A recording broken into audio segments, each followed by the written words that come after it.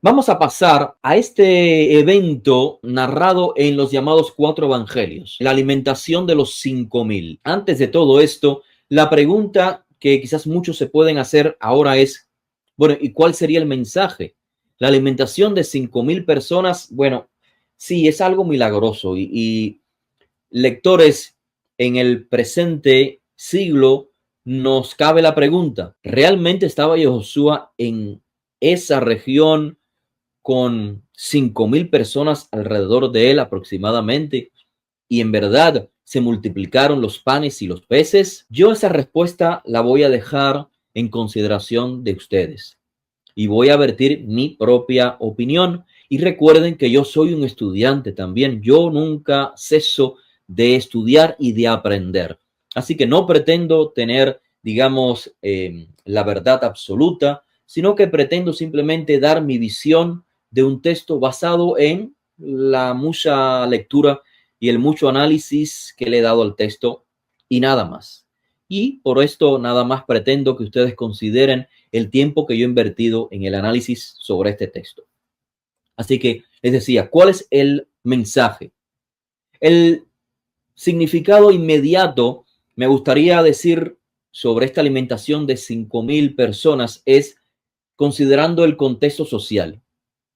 Alimentar a personas, y recuerden que Josué es presentado en estos textos midrash histórico, narrativo, no solamente alimentando milagrosamente, sino curando, sanando y además ofreciendo una familia, una opción diferente a la familia, digamos, tradicional. Todos tenemos mamá, papá, y Josué nos presenta una familia que puede ser no con la que naciste, pero sí una familia que te entrega su compromiso de convivencia, de casa. Así que Josué es presentado en contexto social como alguien que resuelve 3 necesidades básicas de la sociedad: comida, salud y familia, casa. Así que eso es muy importante tenerlo presente. Esa es la visión de, digamos, ya de índole mesiánica. Ese personaje en la historia que no veamos como que el que te viene a resolver tus problemas para que tú cruces tus manos, ¿cierto? Y que Él lo va a resolver todo por ti, sino que comprendas que Él está siendo asistido por la divinidad. Y si sigues sus pasos en su camino, en su movimiento, en su comunidad, encontrarás en la cobertura para estas 3 necesidades sociales: comida, salud, familia, casa. Ahora, un significado simbólico de contexto geográfico de la alimentación de estos 5.000 es claramente apuntando a la figura mesiánica o al rol mesiánico que desarrolla Josué de Nazaret. Primeramente vemos el desierto. La alimentación toma lugar en una zona desierta. Y el alimento, evidentemente, así que tenemos alimento en el desierto, claro, todo apunta a un líder como Moisés. En el desierto, grupo de personas siguiendo un líder y el maná cayendo del cielo. O sea, un alimento que viene de la nada. Los panes y los peces siendo multiplicados. De hecho, el autor del libro llamado Juan pone en boca de la gente una expresión que apunta a este contexto mesianista. Dice el texto en el capítulo 6 de Juan 6:14, este verdaderamente es el profeta que había de venir al mundo. O sea, el autor está en su narrativa midrashica dibujando, clarificando el mensaje que él nos quiere transmitir de ese evento que es histórico, pero como lo dibuja, tiene mucha simbología. Por supuesto que concibiendo toda esta simbología, el lector judío basa toda la redención en la primera. ¿Cuál es la primera? Bueno, el primer éxodo de la esclavitud de Egipto hacia la tierra prometida, hacia un reino teocrático, hacia un reino, hacia un modo de vida dirigido o establecido por la divinidad. Y ahora lo que estamos viendo, lo que los autores de estos llamados 4 evangelios nos están dibujando es, sí, un nuevo éxodo, una nueva redención, pero no de la esclavitud literalmente de un Egipto físico por el que pasaron los israelitas en los días de Moisés y por similar el que pasaron los israelitas con el exilio babilónico y asirio, donde muchas profecías ya se cumplieron, sino que los autores de estos 4 midrashim históricos narrativos nos dicen la esclavitud mayor por la que el israelita, de la que el israelita debe salir, es la esclavitud interior, la esclavitud del pecado, la esclavitud de ese faraón que se puede encontrar en cualquier generación. De hecho, de esa esclavitud, de ese exilio que podemos vivir incluso dentro de nuestra propia tierra de Israel. Y por supuesto, salir de esa esclavitud significa abandonar el pecado, abandonar la vida pecaminosa, o sea, la desobediencia de la Torá, y allegarnos a una vida trascendente que es Torá y Mitzvot. Pero ahora de la mano del Mesías, en las que se cumple lo dicho por los profetas, colocar la Torá en el interior de los hijos de Israel. Ezequiel 37, un corazón de carne en lugar de un corazón de piedra. Jeremías 31, colocar la Torá en el interior de los hijos de Israel para obrar por iniciativa propia. El nuevo espíritu dentro de los hijos de Israel para vivir de acuerdo a un reino teocrático. Así que ese es el mensaje que los autores de estas 4 narrativas nos están enviando cuando Josué es presentado como aquel que nos libera de un éxodo, de una esclavitud del pecado y nos lleva a una vida trascendente. Así que el milagro de la multiplicación de los panes es un milagro que anticipa la restauración utópica de los profetas. Recuerden, los profetas, entre paréntesis, los profetas siempre trajeron un mensaje para resolver la situación de sus días y se basaron en esa profecía para transmitir un mensaje al futuro en términos poéticos, utópicos, en cuyo significado no podemos verlo de manera literal, no, digamos, el ser humano viviendo entre bestias y las bestias no atacan al ser humano. No. Es un mensaje simbólico, pero ese mensaje simbólico partió primeramente, inicialmente, de un mensaje dirigido a los días del profeta. Así que voy a compartir con ustedes, bueno, lo pueden ver ya en pantalla, Isaías 25, del verso 6 al 9, Isaías 49, del verso 9 al 10, dice así el texto: junto a los caminos pastarán, en toda altura despejada será su pasto. No pasarán hambre ni sed, porque aquel que los ama los guiará y los conducirá a manantiales de agua. Claramente la escritura es poética. No podemos quedarnos en el plano literal de las palabras del profeta Isaías. Y por supuesto, el evento narrado por boca de los discípulos de Josué presenta a Josué, como había dicho, como un líder al estilo de Moisés, pero creo que en un grado mayor, porque claro, ya Moisés fue quien fue y el pueblo está esperando a alguien mayor. ¿Por qué? Porque la redención, según las palabras de los profetas, debe ser mayor a la primera redención. Así que no basta con un profeta igual a Moisés, sino mayor que Moisés. Y es por esto que Josué dice, según el autor del libro de Juan, capítulo 6, verso 41, yo soy el pan que descendió del cielo.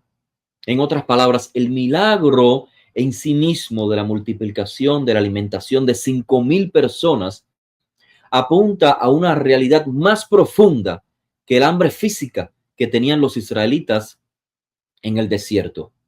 Porque en esta ocasión los autores nos están diciendo que Josué mismo es el alimento espiritual que da vida trascendente.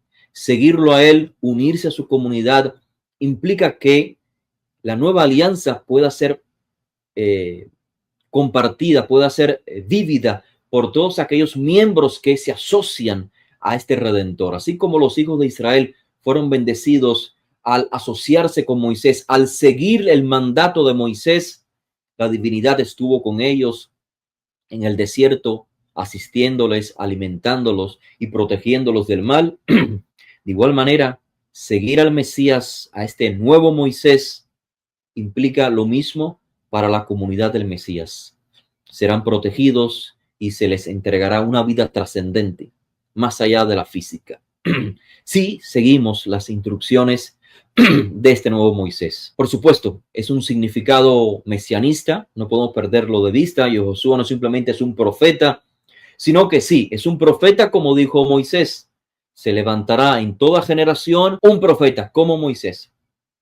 Y es obligación de todos los hijos de Israel obedecer a ese profeta. Pero en este caso estamos hablando de el Mashiach, el rey de Israel, que también tiene la capacidad de ser profeta. Así que tiene un indicativo también en la narrativa de algo de escatología, como leemos en Isaías capítulo 25, de versos 6 al 9, donde el profeta dibuja un pueblo que se encuentra reunido por Hashem para participar de un banquete. No lo voy a leer todo porque quiero avanzar y el tiempo se ha ido bastante rápido, pero si ustedes leen detenidamente Isaías 25, del verso 6 al 9, van a ver cómo el profeta dibuja un evento escatológico en que los israelitas participan, disfrutan de la generosidad divina ejemplificado en un banquete.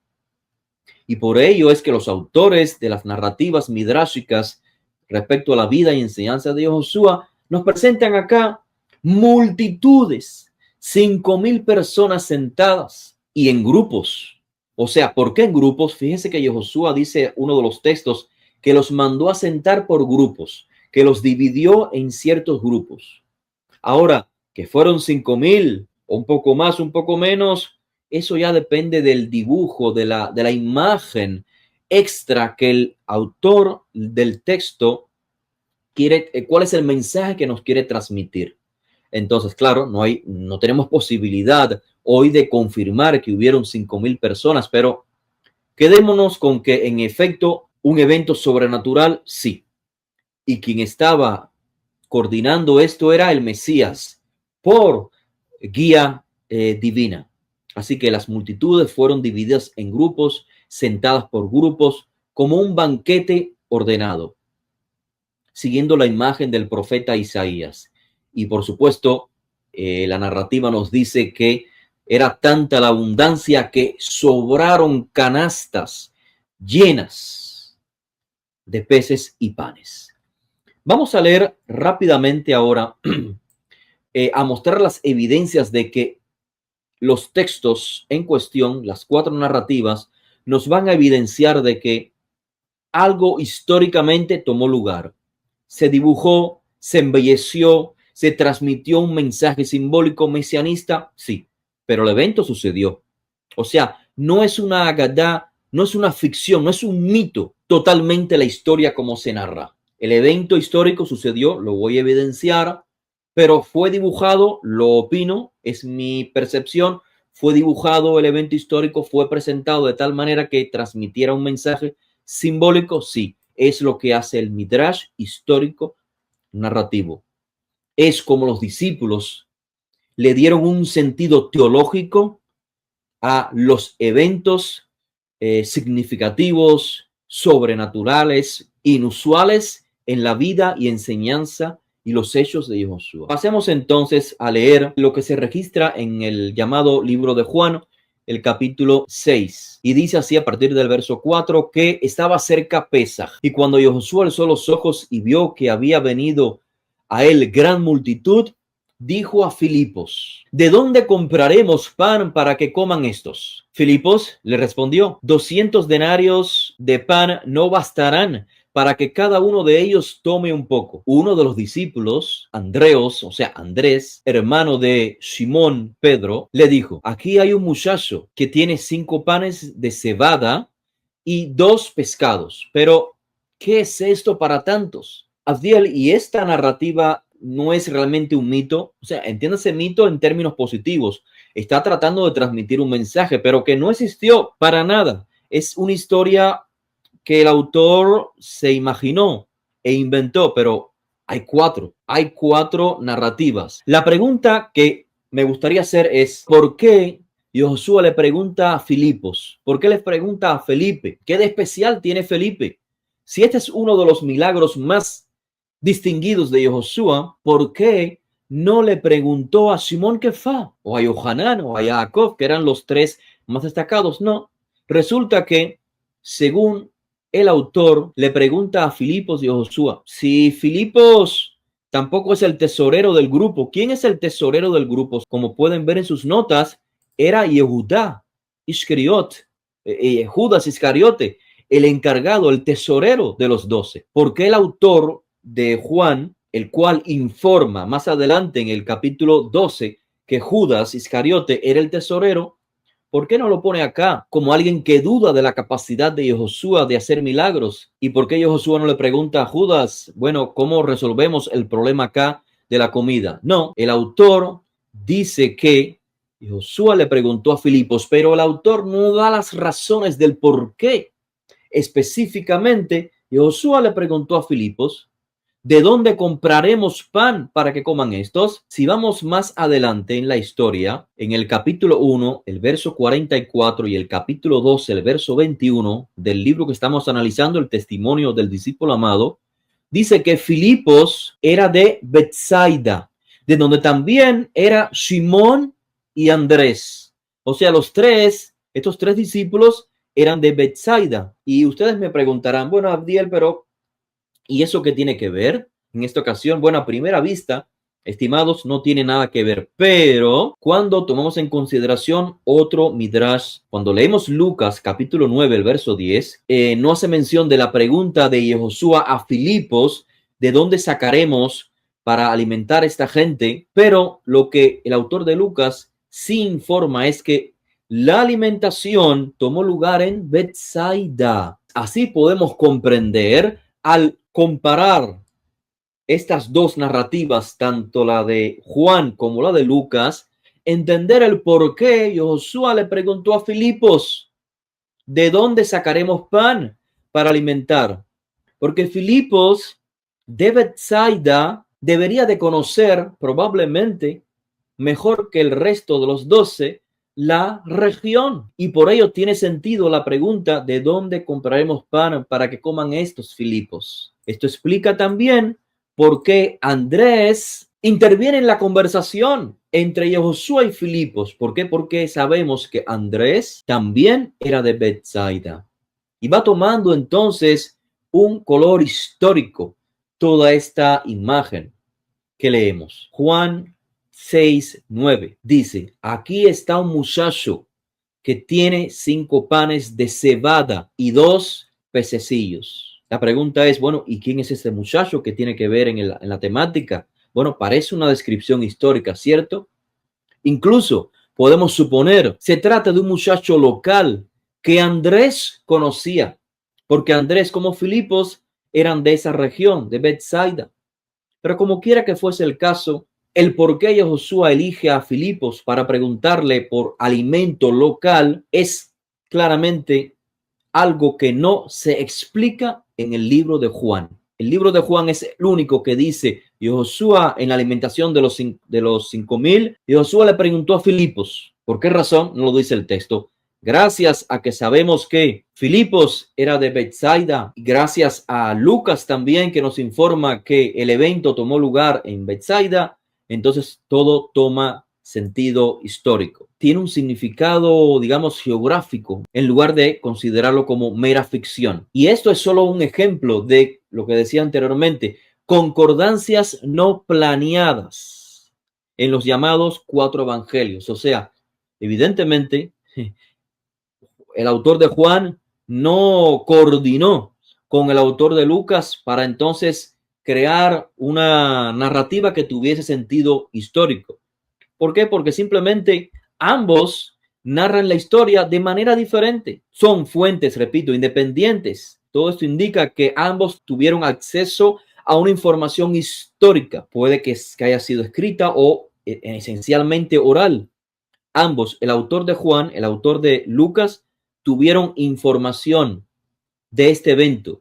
Y sabemos que es información histórica porque es cuando se coordinan, ambas dan esa, digamos, esa imagen complementaria. En las 4 narrativas donde se informan que la gente se sentó sobre la hierba, solamente en una de estas narrativas, narrativa de Marcos, se informa que la hierba era verde. Lo pueden ver ustedes, Marcos 6:39. Este detalle de que la hierba estaba verde es importante porque en Galilea, sobre todo en la Baja Galilea, donde tomó lugar esta escena, debido al clima y a la usual falta de agua, la hierba no estaba usualmente verde. Ahora bien, fíjese, como lo ven en pantalla, Marcos 6:31 nos dice que antes de la alimentación había un constante movimiento de personas. Nos dice literalmente que la gente venía y se iba, pero el autor de Marcos no explica el por qué.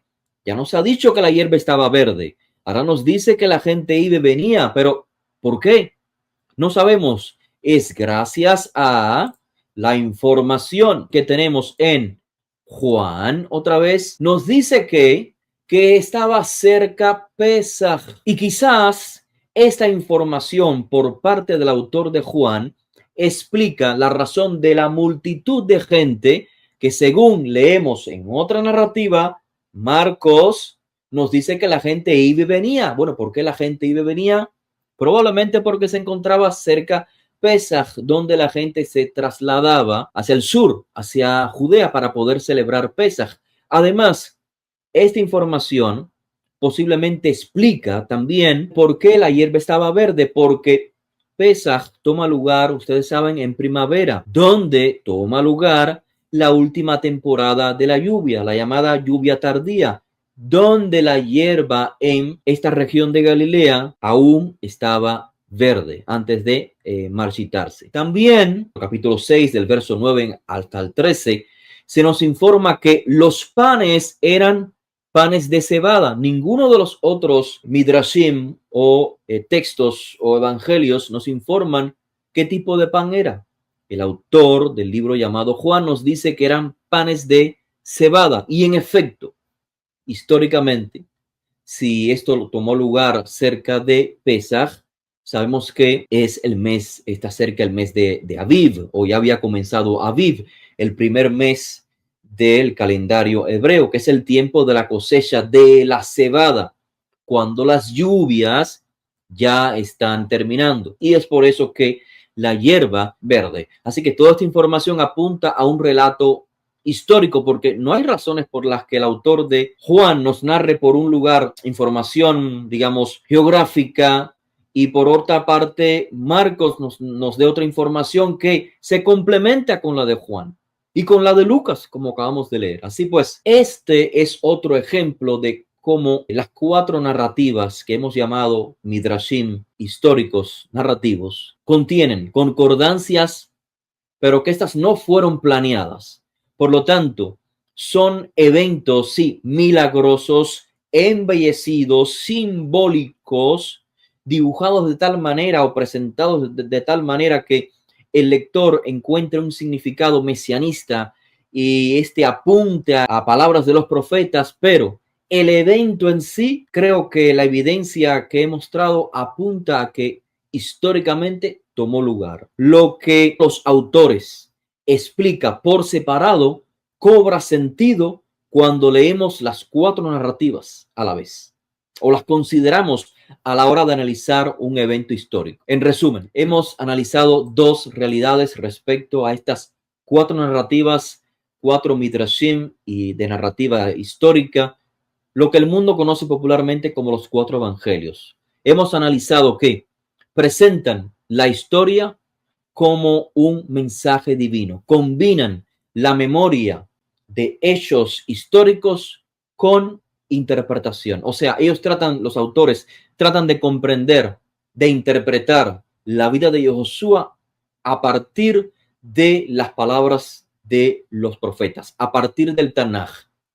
Y hemos enfatizado en que no debemos, no es lo correcto analizar los llamados evangelios suponiendo que ellos están reinterpretando la Biblia hebrea a partir de los eventos que tomaron lugar en la vida de Josué, sino lo opuesto. Los autores están dándole un sentido teológico a los eventos en la vida de Josué a la luz del Tanaj. Bien, finalmente analizamos, cuando leemos estas 4 narrativas midráshicas, tenemos que considerar que en algunas instancias los autores ampliaron el evento histórico, reconstruyeron escenas, añadieron palabras, embellecieron para darle un sentido más profundo. Por lo tanto, concluimos en que los autores, los narradores, se presentan a ellos mismos como maestros e intérpretes de los significados que tienen